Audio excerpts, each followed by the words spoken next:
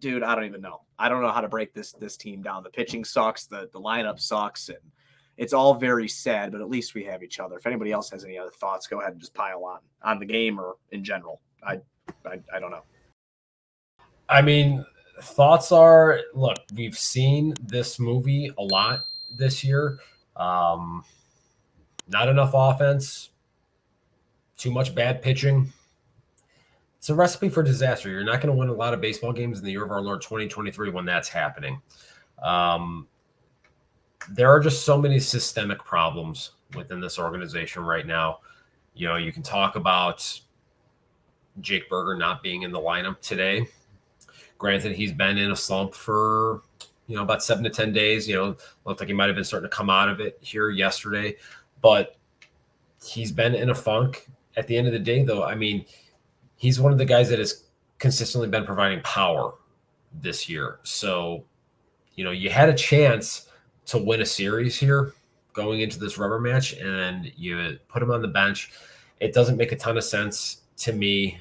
But then again, a lot of things around this organization don't make sense to me.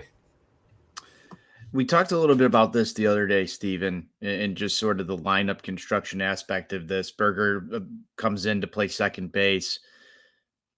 Andrus is going to be back here very shortly. The impending roster crunch, and they talked a little bit about this on the post game as well, is going to be interesting to see here because one of these guys within the quote unquote core is going to be out of the lineup at any given game. And how Grifol manages that, I don't even know. I'm curious what your guys' thoughts are here. Berger took one ground ball to second base, albeit a sort of a slow roller to him. You want his bat in the lineup. Do you want to see it coming at second base, or would you? And this is something that Ozzie Guillen brought up on the post-game show. Would you have him slotted over there at third base? And what does that signal for the rest of the season for you guys? I'd absolutely put him at third base. I'm saying, why are we even talking about like how this is going to cost the team games? They're 23 and 35. Who gives a shit? If he gives you like any sort of hope that you'll get some sort of offense, like Steve was saying, if you're having shitty offense and shitty pitching, you're screwed. If he can at least provide some sort of spark, which his bat has at least at home, then I'm going to do it. Oh, well, Makata's going to go over to second base. Fuck Makata. What has he done the whole time? Makata won't go to second base. That's the other thing. Pretty sure they said that they won't do that. Then he can go the fuck home, or he'd be traded. Who cares? I mean, at this point, it doesn't really seem like it's his choice, though, Bradley. I mean, it seems more so like this is an organizational choice that they don't want to put him at second base. I mean, I feel like if that, this has been, this has just been a talking point for several years now. I feel like if the organization felt he could handle second base or believed that he could, that it would have happened and that he would have never transitioned over to third base to begin with. But yet this makes no fucking sense I agree. To me, it Steven. Makes no sense to me. Makes no fucking sense to me that the organization was willing to put Andrew Vaughn in the outfield, was willing to put Gavin Sheets in the outfield, is willing to try out Jake Berger at second base. Yoan Moncada is a better baseball defender than Jake Berger is. He should be able to handle that position. Let me ask you this question. Sure. Has anyone ever accused the White Sox organization of being smart? No. I rest my case, counselor. This is just another. We're just trying to pour it on here. We're just trying to pour it on here, Steven. I thought it was going to be a serious statement. It was just like it wasn't. But no, I do agree with Tony though. I mean, it's fucking it's idiotic. It really is. Again, man, you're 23 and 35. The kid who's been hitting bombs and everybody like actually wants to watch. They put him on the All-Star fucking graphic, man. I know. That's what I'm saying. I don't know, man. Elvis Andrus shouldn't be anywhere near the team. Number one, it was hilarious to me when I go out there to vote for the All-Star game for the first time, and it's like, do I write Jake Berger in at third base over Yoan Moncada because he's played that position and probably deserves it more? When you've got graphics coming out from other MLB accounts that are out there listing him as the all MLB third baseman through like mid-May. And then Yoan Moncada's name is sitting there at third base and Berger's the DH selection. And yet we can't find a way to get him in our lineup consistently. There's a problem there. Steve, you think it's like a belief thing? a belief in the future of Jake Berger compared to the belief in the future of a Eloy, of a future of a Moncada, I mean, a future of a Vaughn? I mean, what do you think it is? Or do you really think it's just that stupidity thing you were saying before? I think it's largely the stupidity, but I just think at the end of the day, the organization doesn't believe that Yohan Moncada can handle second base. I feel like they tried it for, a year and a half, and they obviously didn't like what they saw. So that to me just signals that they wanted to be done with that experiment. They didn't feel like long-term it was going to work. Now, look, you can make an argument to make a case at this point that this quote-unquote window is over. And so does it really matter if you put Moncada at second base? No. But for whatever the reason, like I said, if we haven't seen it to this point here, I'm just very hard pressed to think that we will at any point.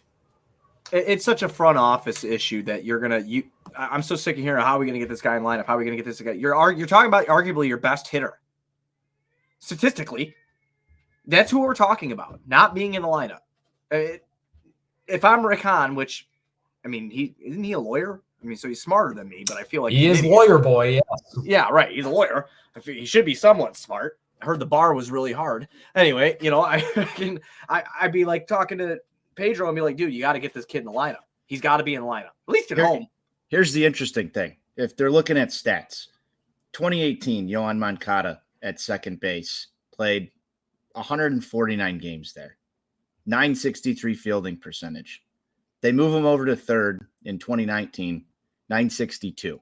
Not much of a fucking change. 2020, 957. 2021, 953. He had his best defensive year last season in 2022 with a 980 fielding percentage. This year, he's back to 969 so far throughout the season. I don't understand how that doesn't translate. Just eyeball test, looking at standard fielding percentage, nothing else. There's a big difference between second base defense and third base defense. Oh, correct. I know that, but what I'm saying is from the product there, it wasn't defensively egregious at 966, 963. I'm not going to base my analysis off of fielding percentage. I mean, because you know as well as I do that is something that is extremely subjective at the discretion of each individual team's home scorer. So, to me, that's just not the route I would go when it comes to evaluating it. They don't feel like his range, for whatever the reason, his lateral or his range as far as getting to balls in the hole or being able to make the turn on the double play. I mean, those are a couple of things that are pretty important. Could it be his back? I mean, it's possible. I mean, you can't really rule it out at this point. There is, I think, a lot more rotational work that is probably needed at the second base position just because of the double plays and the turns associated with that. Given what we know about the protruding disc issue there, could that factor into it? Yeah. I mean, can't say for any certainty, but because nobody has really talked about that. Nobody has laid that out as a reason as to why. But can you 100% dismiss the possibility? No. I'm so sick of hearing about that. You can't. If you can't play what you ask him to play, then shut him down if he's that hurt. Serious. Like the issue with it though is just that it's something that can flare up. Right, I know that. Random. I mean, there's just no good way to know when it's going to happen. No, they're just continuing. I mean, I get it, man. I get it, but they're just continuing to baby a guy that's been babied since he's gotten to the organization. Well, did you guys catch this before the game today with the Grifol comments on how Yohan Moncada loves to play hurt and can play through all this stuff? Could have fucking fooled me. I'm trying my best. I'm trying my best not to listen to much of what Pedro Grifol says. Dude, it's a sideshow circus. It's Steve's name on Twitter. It really is. It's just a clown show all the time.